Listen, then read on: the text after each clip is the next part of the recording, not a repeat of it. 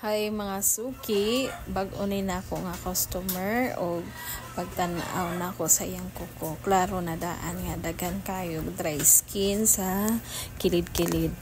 Murag dugay-dugay na gyud ni nga wala ka palimpyo pero baguhay pa daw siya nagpalimpyo. Wala lang kaayo kuha sa nagmanicure niya. Then excited kaayo ko i-share ni ninyo kay lahi ra gyud basta makita nimo ang difference dayon. Pagsugod na ko og good wala gyud ko na dismaya.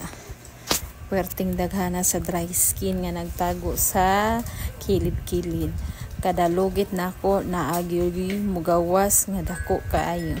Makalingaw tan-awon mao gyud ni ang klase nga pedicure nga maka-relax ug maka-satisfy kay makita nimo nga nahinlo gyud siya layer by layer. Kani mga suki kay gihinahinay lang nako og kanang lugit kay medyo sensitive ang kanang panit ni customer, dali ra siya masamad. Then bisag baga iyang mga kanang dry skin sa kilid-kilid pero dali ra masamad iyang panit nya. Importante gyud nga limpyo ang tools ug sakto ang pressure para dili kasakit ug malikayan ang infection. Makita nimo nga kung pasagdan lang ni dali ra gyud mahimong ingrown o mahimong bati tan-awon ang kuko kay look o bag-o pa daw ni nagpalimpyo pero arang dagana nang gyud sa dry skin sa kilid-kilid. Ganahan kayo ko ingon ani klase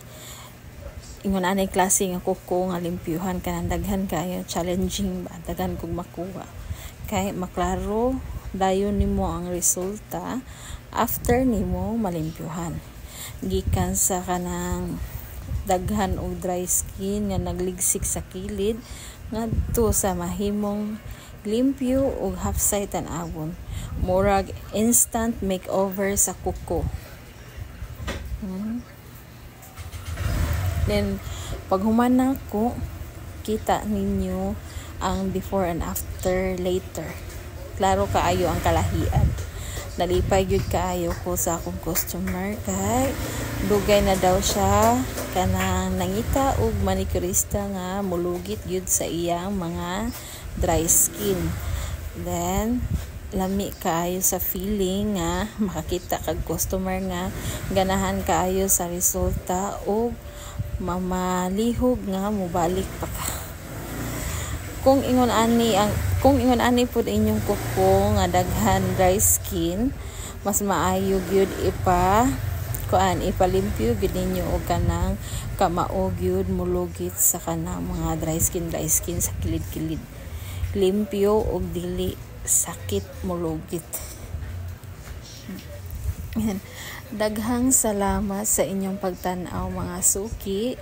Kung ganahan mo og mga limpyo nga sessions nga grabe ang before and after, ayaw kalimot og follow, comment og like para daghan pa kaayo ang inyong makita nga makalingaw nga transformation sa kuko.